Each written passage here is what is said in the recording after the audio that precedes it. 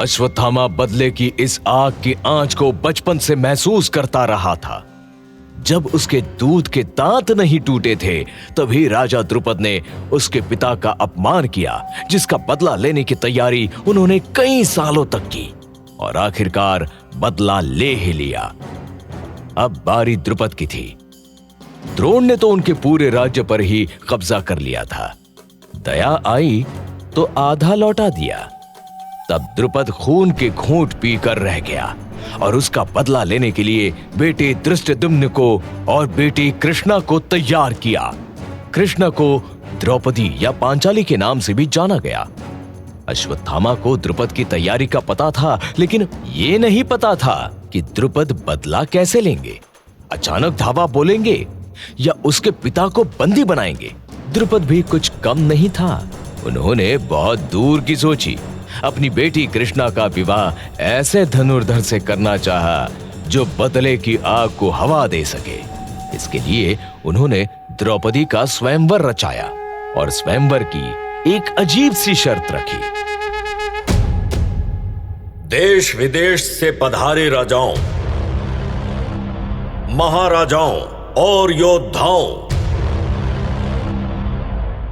ये स्वयंवर सभा मेरी पुत्री राजकुमारी द्रौपदी के विवाह के लिए बुलाई गई है। स्वयंवर की शर्त के अनुसार जो भी आकाश में लटकते यात्रा में घूमती मछली की आंख का लक्ष्य भेद करेगा, उसके साथ ही मेरी पुत्री द्रौपदी का विवाह संपन्न होगा। ध्यान रहे, मछली की छाया नीचे रखे जल में दिखाई दे रही है। इस छाया को देखकर लक्ष्य साधना होगा। जो इस शर्त का पालन नहीं करेगा, उसे स्वयंवर के लिए अयोग्य माना जाएगा। मैं पांचालपति महाराज द्रौपद का पुत्र और द्रौपदी का भ्राता धृष्टद्युम्न सभा में भाग लेने आए प्रतिभागियों को स्वयंवर की शर्त पूरी करने के लिए आमंत्रित करता हूं। कोई भी क्षत्रिय वीर लक्ष्य भेदने के लिए अपने शस्त्र का नहीं, यहां रखे किंधार नाम के धनुष का प्रयोग करेगा। स्वयंवर की शर्तों को पूरा करते हुए लक्ष्य भेदन बहुत मुश्किल था। सभा में शामिल राजाओं, युवराजों और क्षत्रियों के किसी चुनौती से कम नहीं थी यह शर्त।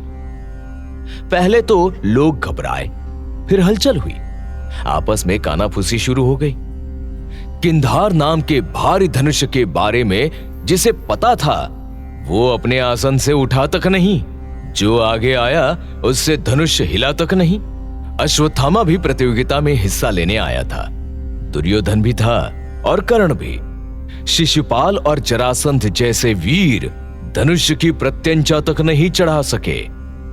जब वरमाला लिए द्रौपदी सभा में आई तो सबकी नजरें उस पर ही टिक गई।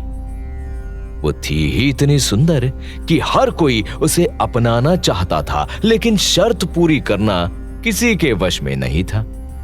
अश्वत्थामा अब तक तो बड़ी शांति से सब कुछ देख रहा था। अचानक अपने आसन से उठा और धनुष के पास आकर पहुंचा। लोगों को लगा जैसे धनुष की प्रत्यंचा चढ़ाएगा, लेकिन धनुष को छूकर देखा, प्रणाम किया और लौट आया। धृष्टद्युम्न ने उसे कानी आंखों से देखा, लेकिन कहा कुछ नहीं। दुर्योधन असफल हुआ तो कर्ण उठा, लेकिन धनुष तक पहुंचने के पहले धृष्टद्युम्न ने ऊंचे स्वर में कहा, रुको कर्ण, तुमने मेरी बात ध्यान से नहीं सुनी। मैंने पहले ही कहा था कि केवल कुलीन राजपुत्र ही सभा में भाग ले सकते हैं। तुम सूत पुत्र हो और सूत पुत्र कुलीन नहीं हो सकता।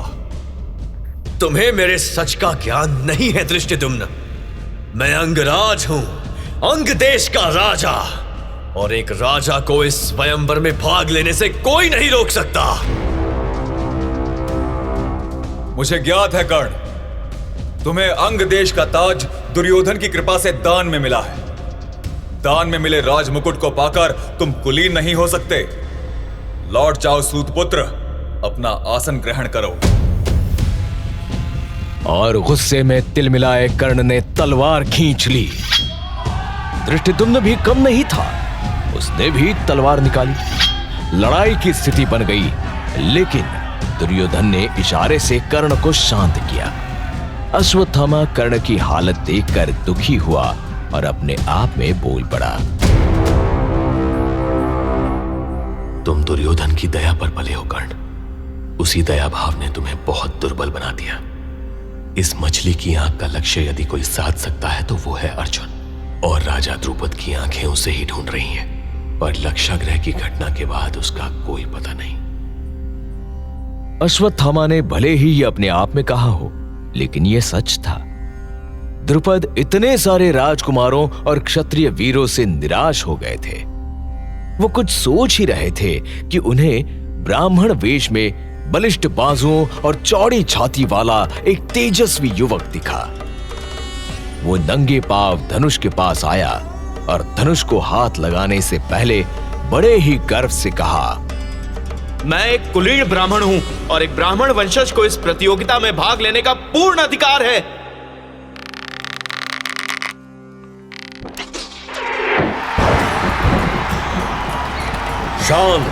शांत हो जाएं। मैं इस ब्राह्मण कुमार की योग्यता और इसके कौशल से अत्यंत प्रसन्न हुआ। निराशा में आशा की ज्योति जगी। अब ये कुमार हमारी पुत्री द्रौपदी से विवाह करने का सच्चा अधिकारी है। ओम सृष्टिकर्ता मम विवाह कुरु कुरु स्वाहा। ओम सृष्टिकर्ता मम विवाह कुरु कुरु स्वाहा। और इस तरह क्षत्रिय वंश की राजकुमारी द्रौपदी कृष्णा ने ब्राह्मण युवक के गले में बड़े प्रेम से वरमाला डाल दी। द्रौपदी के वरमाला डालते ही प्रतियोगिता में शामिल राजाओं ने कोहराम मचा दिया। कई राजाओं ने ब्राह्मण को धन देकर द्रुपद कुमारी को खरीदना चाहा। कईयों ने युवक से द्रौपदी को छीन लेने की कोशिश की। कुछ ही समय में स्वयंवर सभा युद्ध भूमि में बदल गई और शुरू हुई भीषण लड़ाई। लेकिन अर्जुन ने बाणों के जोर से राजाओं की भीड़ को तहस नहस कर दिया। भीड़ बिखर गई। द्रौपदी युवक के साथ चल पड़ी। अश्वत्थामा देखता रहा। ब्राह्मण युवक में अर्जुन की तलाश करता रहा। पास जाकर देखना चाहा, लेकिन संभव नहीं हो सका। लेकिन संदेह तो हो गया कि बिना अर्जुन के ऐसा चमत्कार कोई और नहीं कर सकता। अब इसका सबूत क्या था? अश्वत्थामा कैसे पता करें कि वो अर्जुन ही था या कोई और? Rosepod Productions. This podcast is now available on Rosepod India YouTube channel. Like, share and subscribe.